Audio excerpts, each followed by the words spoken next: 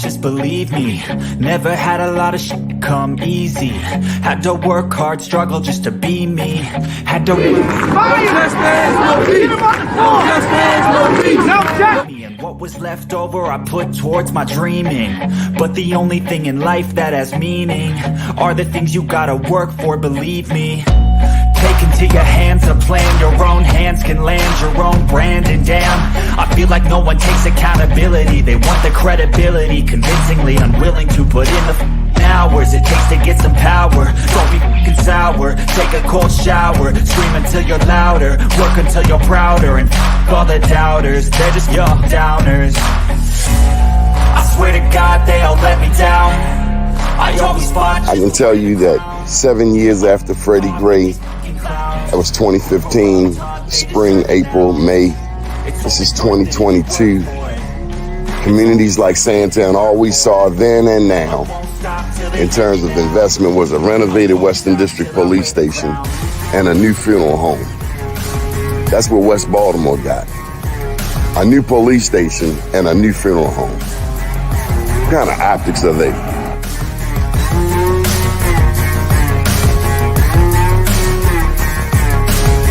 Was Freddie Gray any different than 1968 Baltimore riots?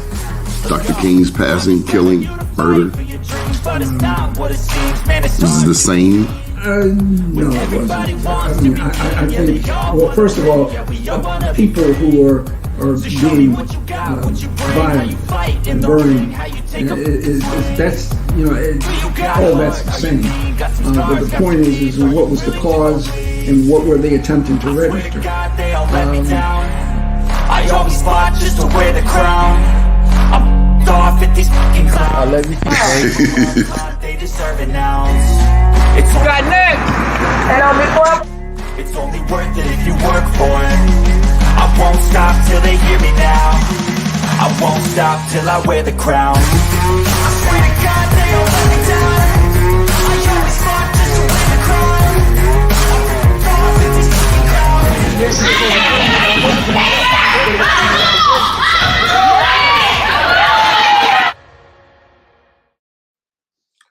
Good morning. First name's Donnie, last name's Glover. In it to win it for the long haul, baby. It's a beautiful day in the neighborhood, and we have a very special show for you today. As you know, we went to New York on Friday. We did our Black Wall Street Harlem. This is our 10th year of events in New York City. It's all started with Peggy Morris and Sisters for Sisters Network. Our first event was at the United Nations back in 2012. And 10 years later, well, the number of Black Wall Street honorees in New York City is higher than any other city except, of course, Baltimore. 1,900, over 1,900 honorees. We celebrate Black entrepreneurs and professionals, as well as the people who support them regardless of race. Now, from the very beginning, while this is our 20th year in business, we have made it known that we have a 5-point agenda. Number 1, Black business. Number 2, public education.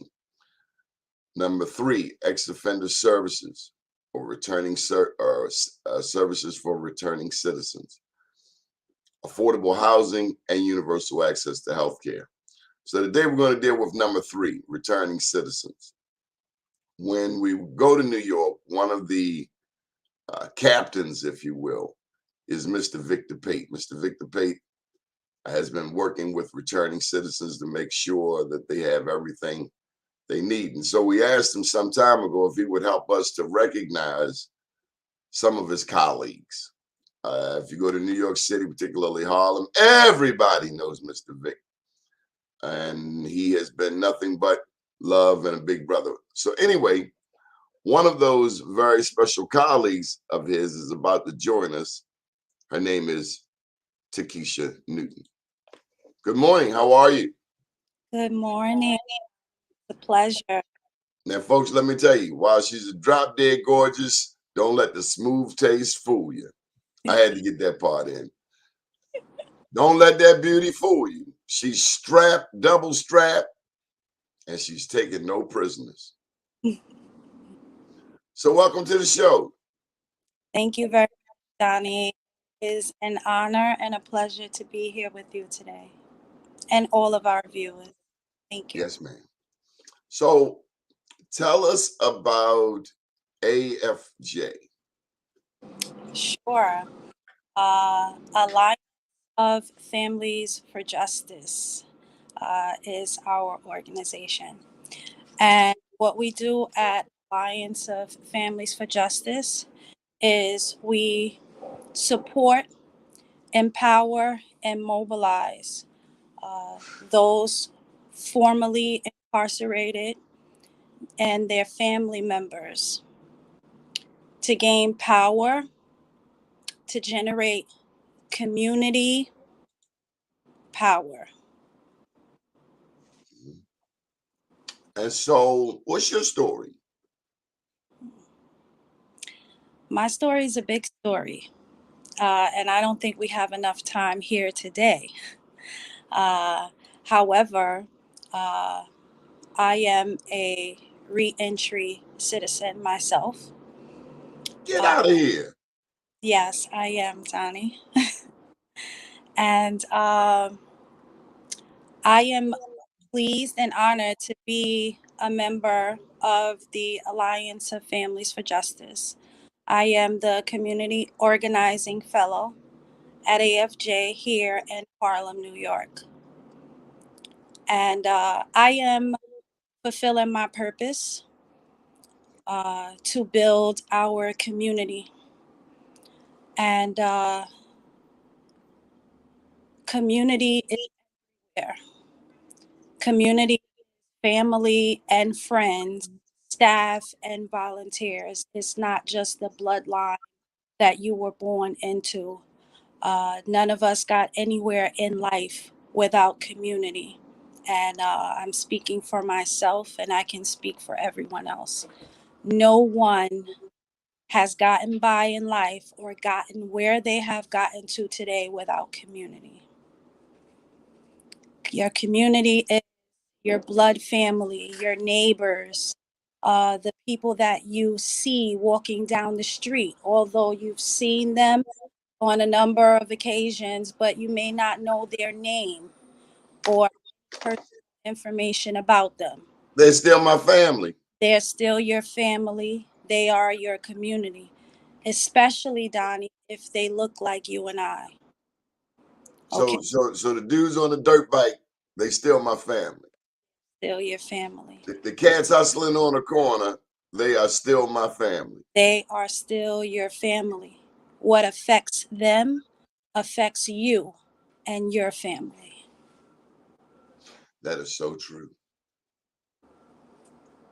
I still told my daughter when she was a young lady, young teenager, don't bring no sagging pants on, because that ain't my community and ain't your community, and this ain't his community.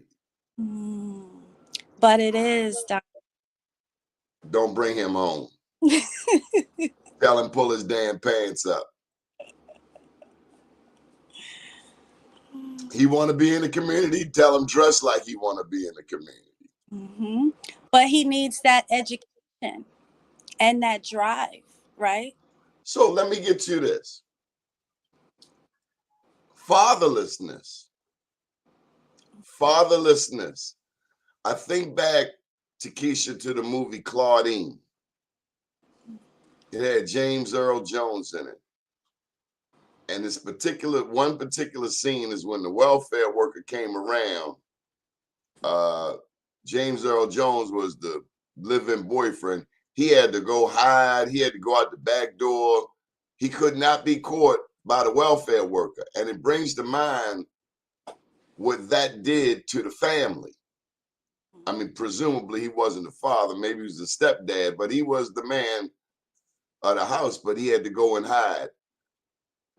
That's what I think of when I think of fatherlessness, or people, the man and the woman didn't work out, but the baby is still here. And for whatever reason, that man is not a part of that child's life. And that's what I think a big part of our challenge is today, whether it's incarceration, whether it's addiction.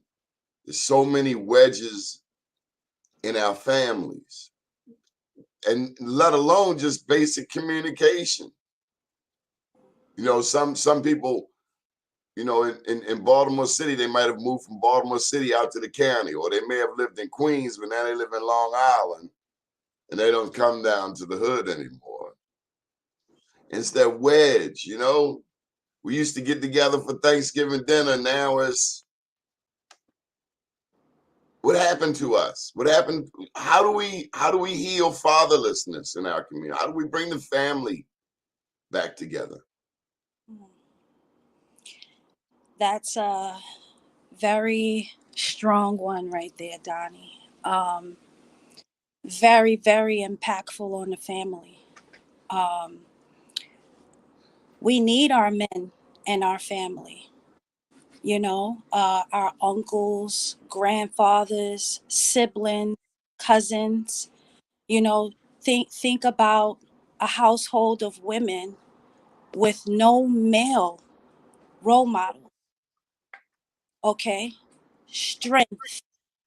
Okay, that's what families need. Families need to be generated together, to learn together, right? But unfortunately, we are upon a system that only separates and divide our families so that we cannot build. And this truly affects our families and our communities. I got a question for you. This came to me yesterday. Considering how the prison system started in this country, a direct carryover of slavery. I mean, as soon as slavery ended, they came up with all of these laws to re-enslave us. Mm-hmm. In your experience, have you seen 3 generations of inmates? I'm always excited when I see the great-grandparent, the grandparent, the parent, the child, the grandchild. But it dawned on me yesterday, wow, has anyone captured 3 generations behind the walls? Definitely. Definitely. Every day. Every day. They have a list, okay, for generations of Black families to experience that very same thing. Before our children are even born, the system is designed for our children to be incarcerated.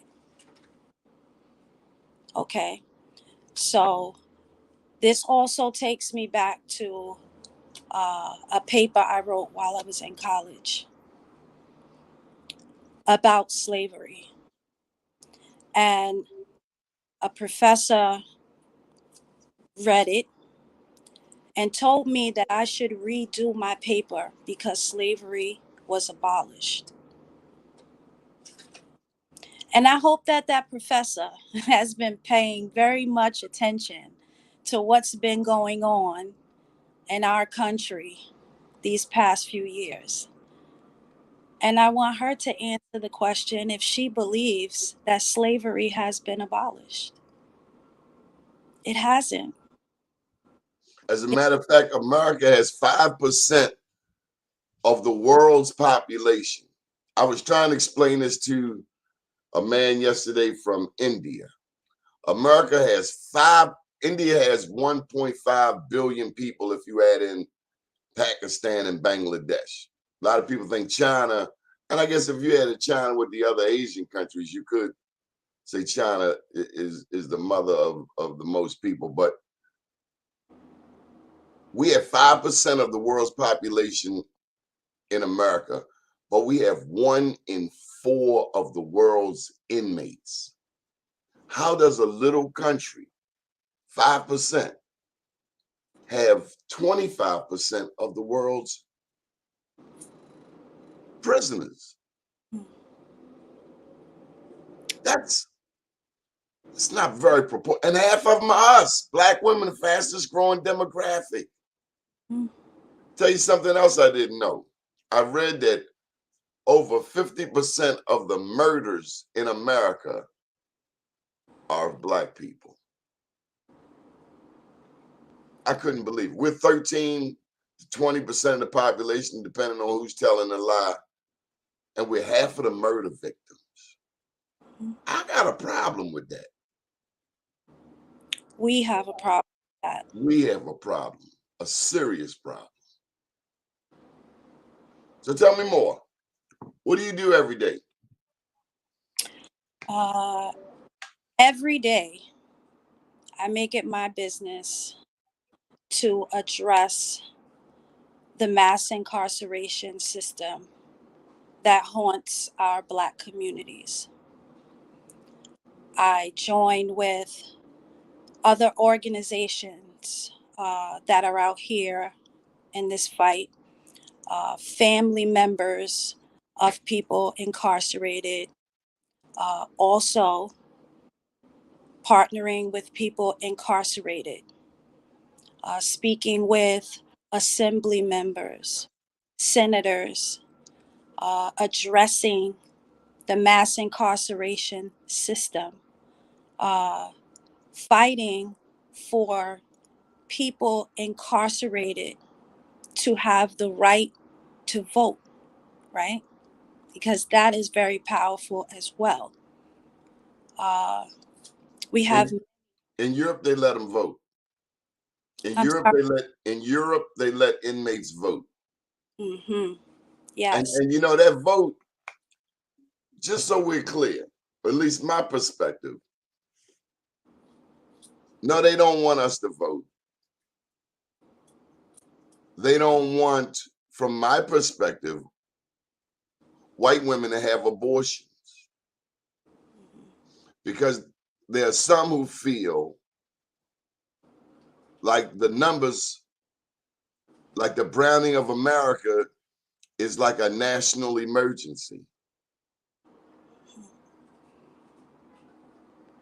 So everybody has to suffer because of this browning of America. It's gonna get brown.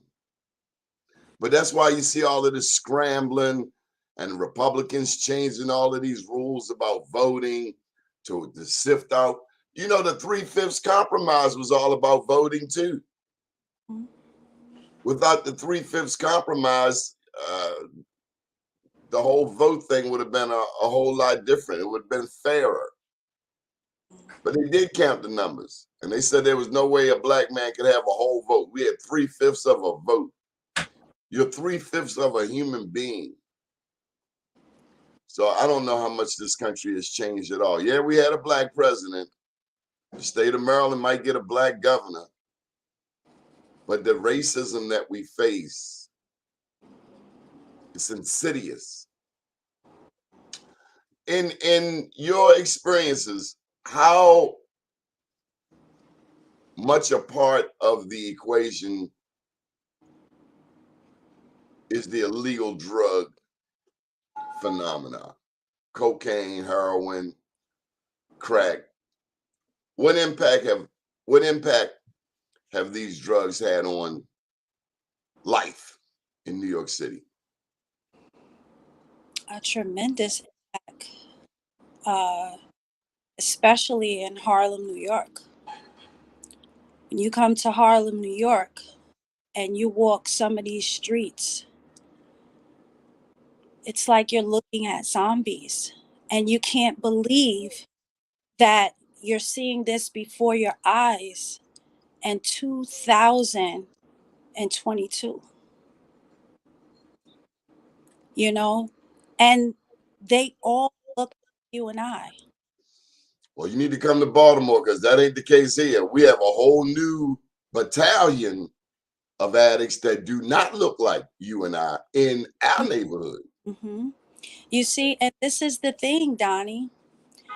You have our supremacists in power, right? That do everything that they can, because let's understand that a computer isn't a system running this country.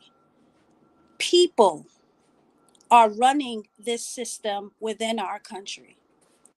And these people have tried to do everything in their power to continuously bring down generations of Black and brown people. Okay? But what they fail to realize is that we are all one.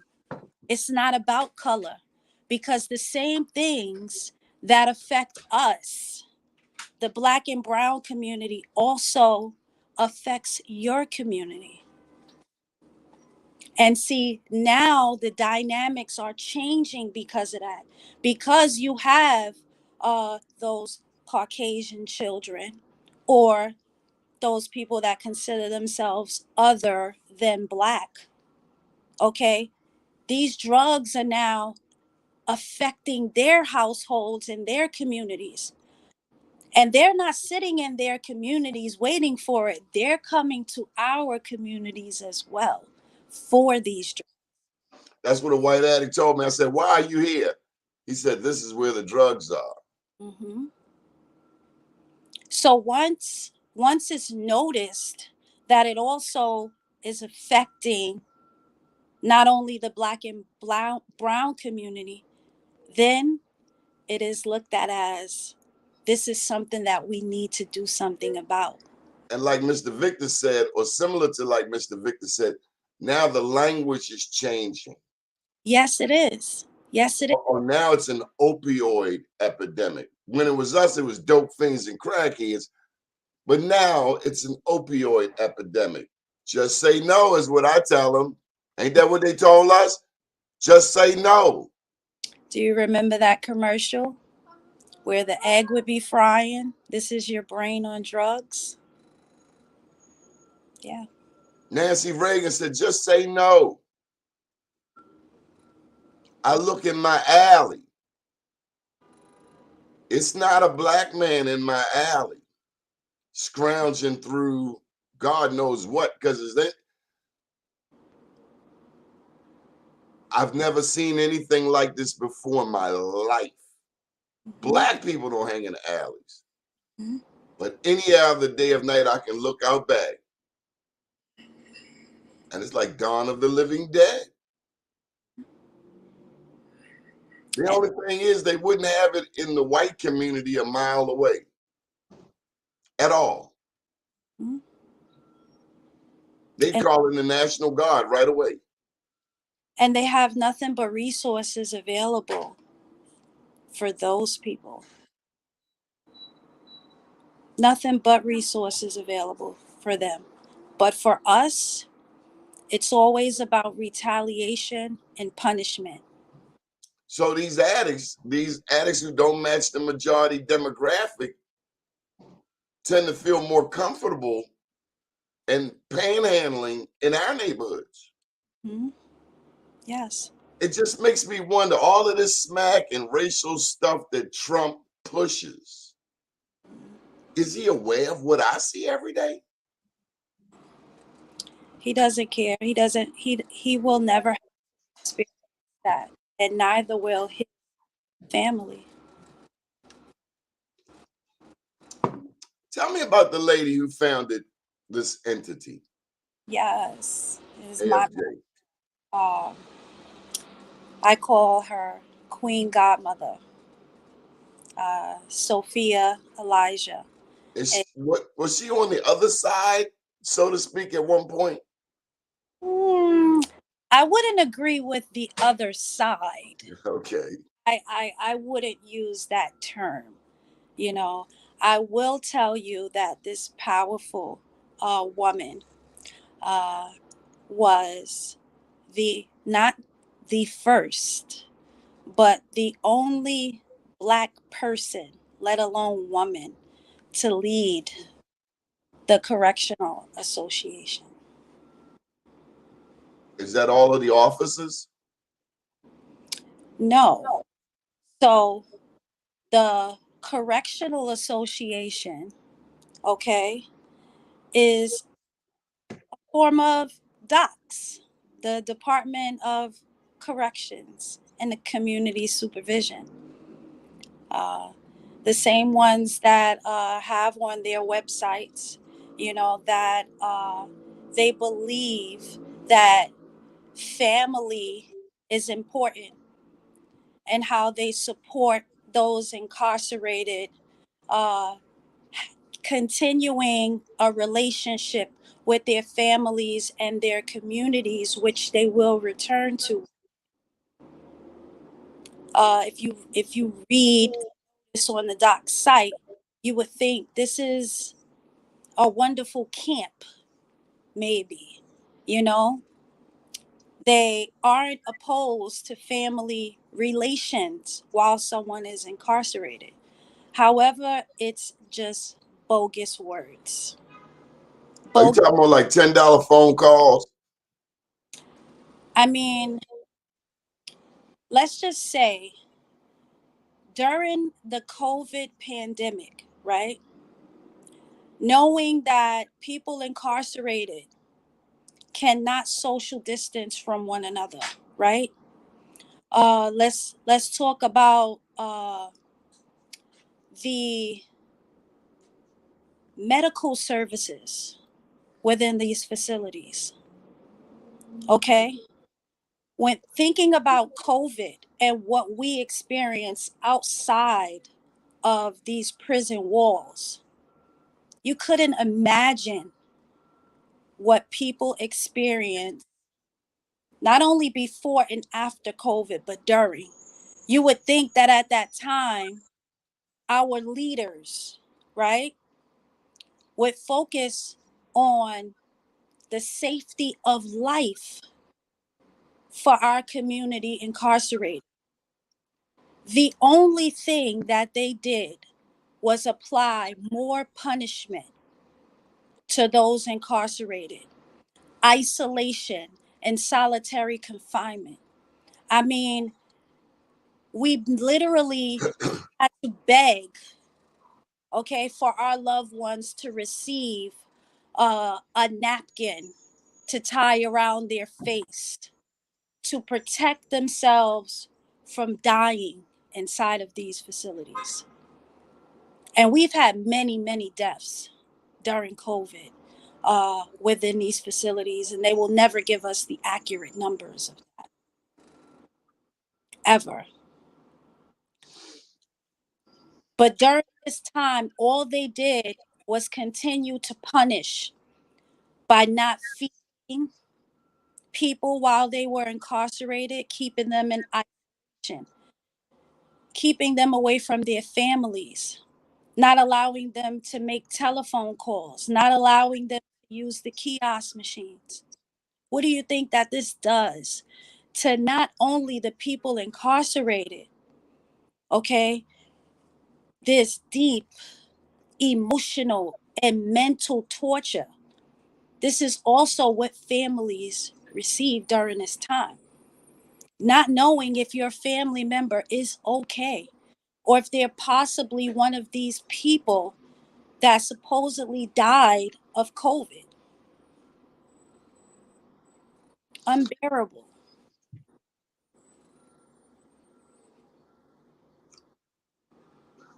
What role does hip hop play in all of this?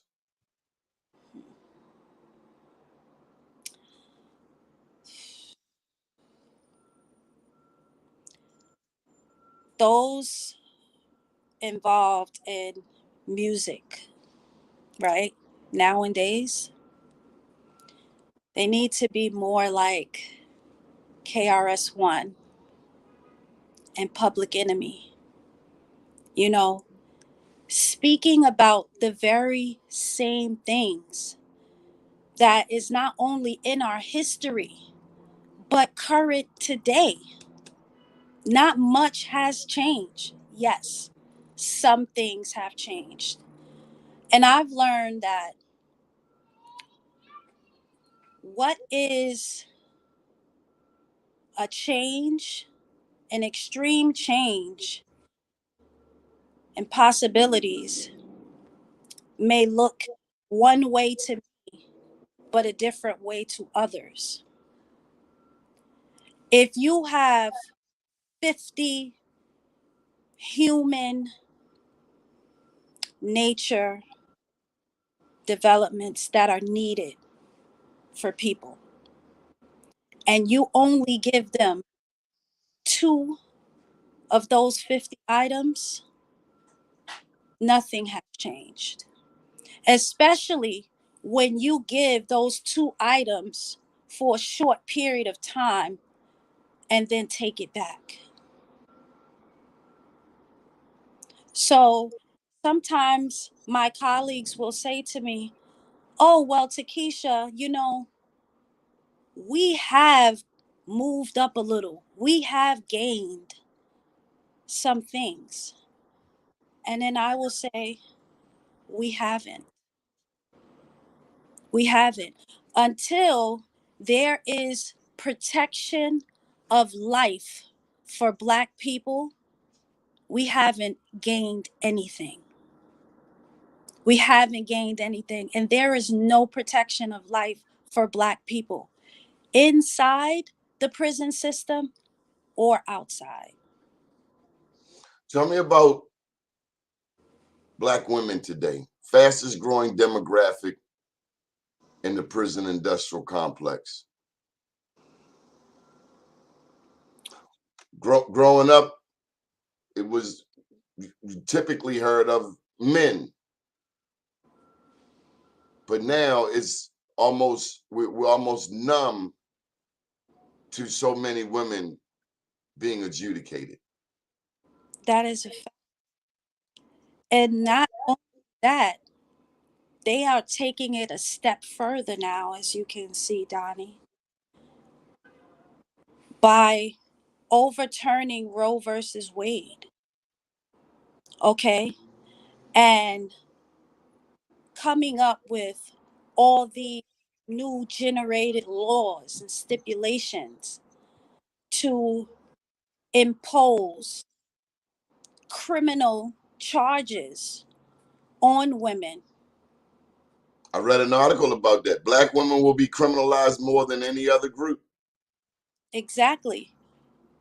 I believe that. It makes sense. Yes. So it just shows that they are trying to make a twist where they're saying, okay, you're saying that we have too many Black men incarcerated in the system. So now I see them focusing on the women. They're focusing on the women, and they're coming for our children at a fast pace, Donnie. And see, that's where the music artists, to me, have a responsibility. When I listen, and hey, I grew up listening to the same music. I heard the same music. Who isn't impacted by that? But we grown now. I don't want to hear about you murking another Black man. There's nothing slick about that. There's nothing slick about you talking or rapping about pills and the other things that are destroying us. So you, Rick Ross, can have a nice mansion and have a girlfriend your fat ass would have never gotten. Okay, I'm happy for you. But now let's get back to the reality that most of our kids are not going to have that house with the mansion and, these model looking women. But the reality is Junior can't read. Junior's going to graduate from high school functionally illiterate. I mean, Biggie said it, unless you got a wicked jump shot or you slinging rock, or I guess now it's rap. Our children, they want to be rappers. They don't want to be astronauts. They want to be rappers. And it frightens the hell out of me. How do we compete? And then a cat, you got 40. You didn't throw in Kendrick Lamar. You like Kendrick Lamar? I do like Kendrick. I mean, that last song, The Heart Part 5, at the end of the day, Okay, so you have all of these material things, but look at your community. I think about Michael Jordan, and I'm not buying no Jordan. I ain't bought no Jordan. I don't think I ever will. But can we get a Jordan Center in each city? A Jordan Center.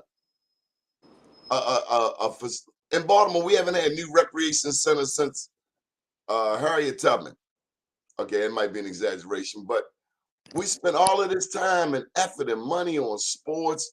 Where's the give back? That's why I love LeBron. Give back. Where's the give back? Okay, you made $1 billion rapping about selling dope, about poisoning your people. Where the reparations? Where's the restitution to your community? Did you fix the block you used to hustle on? That's all I want to know.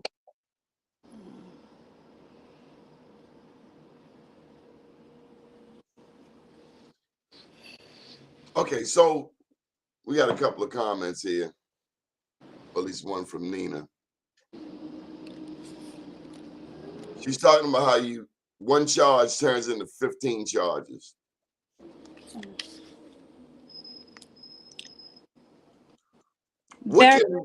I'm sorry.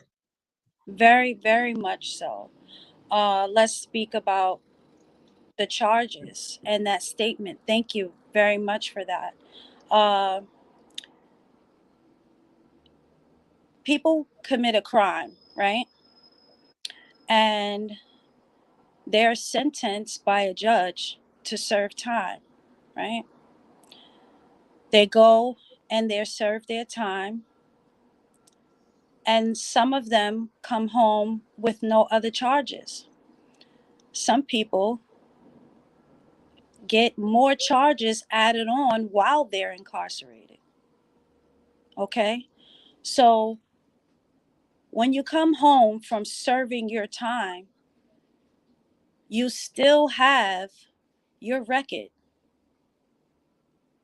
The charge that you accumulated and served your time for, your probation, parole, jail sentence, or prison sentence, you come home and for the rest of your life, those charges are still on your record. How fair is that? So any charge that you've accumulated prior to or after will continue on your record. That should not be, because this only prevents people from employment and housing. None of us can get by in life without employment. We need to work in order to support our families and pay our bills. Let's talk about housing. When you have a criminal record, okay, those project developments, You okay, can't live there. you can't live there. You can't reside there. And that depends on what your criminal record entails. If you have misdemeanors or felonies, for each felony, they will bar you from the projects for 7 years for each felony. So if if you're making minimum wage at your job, you are homeless. You're shacking up with another family, okay, because you can't afford to live in this world outside of those project developments where your rent could actually be affordable. That is a big issue. That is a very big issue. And we fought for clean slate, which didn't pass this year. But we will make sure that clean slate is an option for our Black and Brown community. What is clean slate? So, clean slate is an initiative to assist everyone with criminal records. And I don't have it right in front of me, but I'll tell you this. After someone has did their time for their criminal records, clean slate will allow after 3 years for misdemeanor for those charges to be expunged from your record. After 5 to 7 years for a felony charge after someone has served their time will be expunged and sealed on their record. This is a step forward for the community. If you have served your time in jail or prison, that criminal charge should not hold you up the rest of your life. Okay, Takeasha, I need a success story.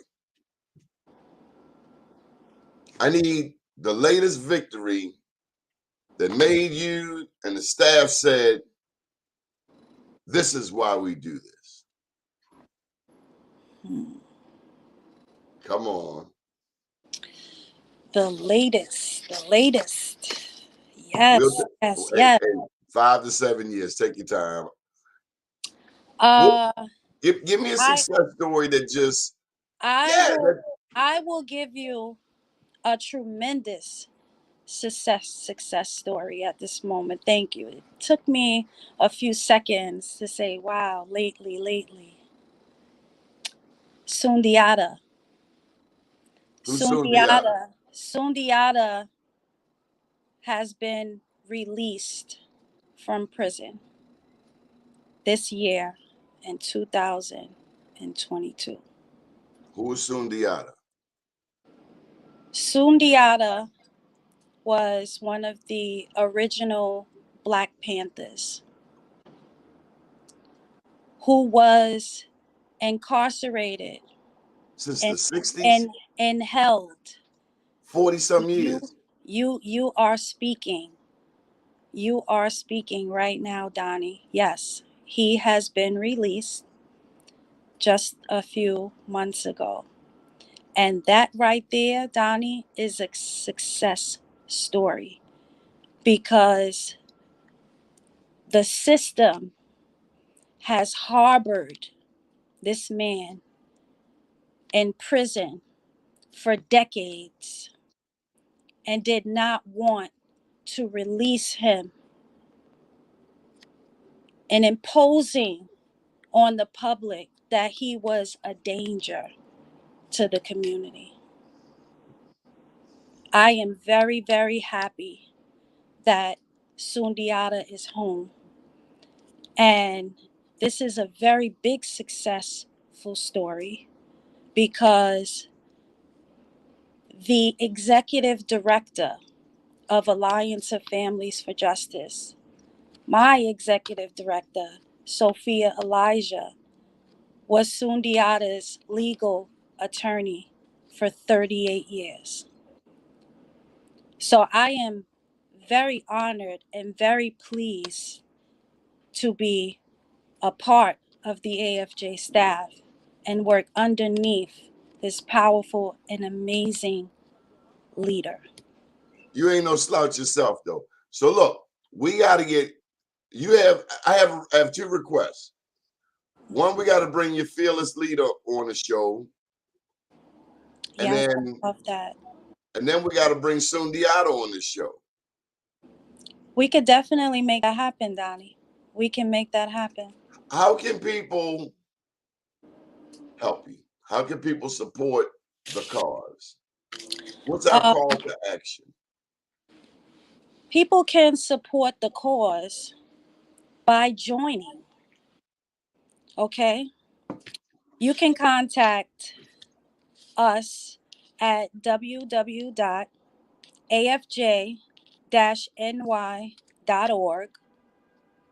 You can email info@afj-ny.org. We are also on the social media platform on Facebook and Instagram. Now,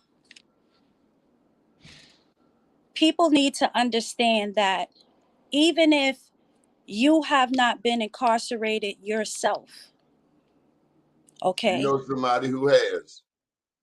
that's right. And you may not know that they may not have expressed it to you, because a lot of families fear expressing, okay, what it is that they endure in life. They just hold it in, and we can't hold it in.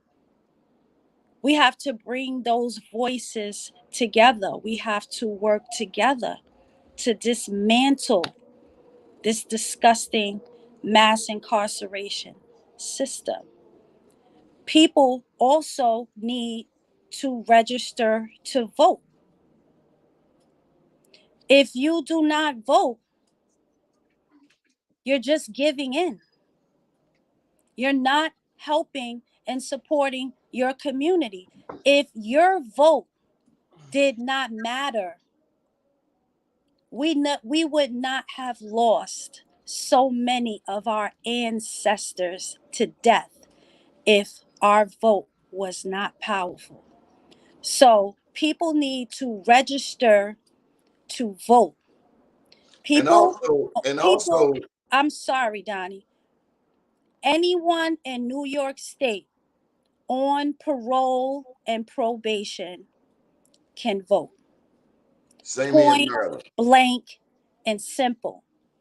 Anyone in New York City jails, okay, who are not there on a felony charge, who have not been convicted of a felony charge, they have the right to vote. It is their constitutional right. Because of the amendment that they made to the constitutional law, people incarcerated in prisons, their right to vote has been stripped away from them. And this was intentionally, because majority of the Black people incarcerated, they come from our Black communities. So if they're removed from our communities and placed into prisons, guess what? They have no vote. But collectively, we're going to change that, because every citizen should have the right to vote, and it should have nothing to do with their criminal charges. So I just want to say, along with encouraging people to vote, we also have to educate them on who and what to vote for. Mm-hmm. Because there's nothing worse than having somebody with a vote and they giving it to the other team. Mm-hmm. That's a fact. But it is everyone's choice to vote for who they choose. So any suggestions to people running for office? Hmm. If I were running for office, I mean, just like this website, we have to deal with returning citizens, because that's everybody around. Well, not everybody, but it's so often the people around me. Yes. It's our people in those courts every day. Parole, probation, lawyers, and please don't go to court without a lawyer. Hmm. And we need lawyers. We're not giving our Black lawyers a slide. You went to law school, you want to make a difference, make sure you do some pro bono cases in Harlem, pro bono cases in Brooklyn. Well, shout out to the AFJ attorneys, Tawana and Kwesi, because they are clear examples of those who had the opportunity to go to law school and get educated and make a change and a difference for their people and their community. Peace and love to you. I also want to talk about the people you said that are running for office right now, right? So I'd like to talk about our appointed New York State Governor, Kathy Hochul. Right now, in New York State prisons, DOCS has imposed a private vendor package policy, okay, on the families of people incarcerated. Okay, so let's be clear. People incarcerated, they do not make money. Okay, the cents that they make for their labor in jail cannot feed them. They rely on their families and friends to feed them. And what docs have done is they have taken the opportunity away from families to go purchase affordable foods from local stores, okay, that have our price range, to pack up and mail to our loved ones or bring into the facilities to our loved ones. This is something that we can no longer do. We now are being forced to purchase from private vendors online, and these prices are very expensive and unaffordable to families. Yet, Docs has imposed this. So, my question is, our previous governor ended this policy when it was initiated in 2018. He rescinded it within 8 days. Cuomo. Yes, he rescinded this docs package policy program within 8 days because he said it was inhumane to impose this on people incarcerated and their family members. So So you have an election coming up. we have an election coming up in November. So clearly you want to get her ass out of there. I mean, this program has been initiated since May 9th. So I'm wondering, what is it that Kathy Hochul saw in this burdening package policy, which is basically preventing people incarcerated from eating?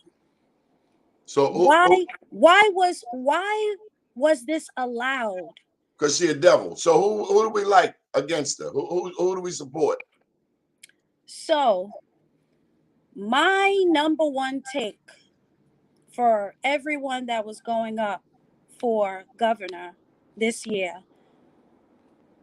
is Jumaane Williams, our public advocate. Okay, well, we got get Jumaane Williams on the show. Yes, Jumaane Williams is our current public advocate in New York State. And he has been doing the groundwork for our community for as long as I can remember. Can he win? He can win with the support of the community. Yes, he can. So everyone at home sitting on their behinds and saying, oh, I don't vote because it doesn't make a difference. They rigged the systems and they don't support us anyway. That is the wrong answer. In order to change the sentencing laws, to hold police accountable for what they bring to our community, we need our community members to vote. That's what we need. I'll tell you something else we can do. We can write For instance, if you, Takeasha Newton, wrote me an op-ed saying why we need to support Shamani Williams, I would take that op-ed and his picture and I would send it around the world. Mm-hmm. Imagine if more of us wrote to the newspapers or the television station. I tell you what else you can do. Times Square. I see it quite often in the morning. That little Today show. Bring that whole AFJ family down there. Darken that thing up. Put some chocolate in that milk, because I rarely ever see any black people around there. Mm-hmm. You know, get a blackout going. Mm-hmm. Did you see what happened January 6th down the street from me in DC? Yeah. Did you see them fools climbing the Capitol wall, storming the Capitol? One woman went going through the window like she was in a Rambo movie, and they popped her ass. She didn't make it. But what did you think when you saw our country? When you saw these people, beneficiaries of privilege for 300 years, acting the plumb fool? What you think? For me, Donnie, that was a clear eye opener for anyone who is still stuck. There, it just shows that is slavery. That is supremacy. That is white power. That's what that was. White power. Perceived white power. Because I tell you, at the end of the day, don't none of them make this sun come up. At the end of the day, nobody makes that moon come up. That's only the good Lord. Now, we got to be good servants. You know, America, this is war. It's been war. And it will be war until we make it right. But this is our country, too. Mm-hmm. Our ancestors go back generations. Many of our ancestors were already here, did not come on a slave ship. We were already here when others arrived. Mm-hmm. But anyway, it's That's such a a fact, pleasure. Donnie. It's definitely a pleasure. I want to say that we are expecting our leaders in office to make an example. Okay? Make an example and take a stance and make things right for our state. And New York State should be the first to make an example for other states. I'm hard on the rappers, but I got to throw this in there. I posted a story last week about Jay-Z supporting the Innocence Project. It had they were celebrating maybe the founder of the Innocence Project. What's help me to see that through your eyes? That's a good thing. That is a very good thing. That is a very good thing. And we need more people, more Black people in power, in light, to do exactly what Jay-Z did. Because I'll tell you this, Donnie, there are many people wrongfully convicted in prison. And then Meek Mill, I saw him on, I don't even like Gail, especially after he did to that boy R. Kelly, but good morning.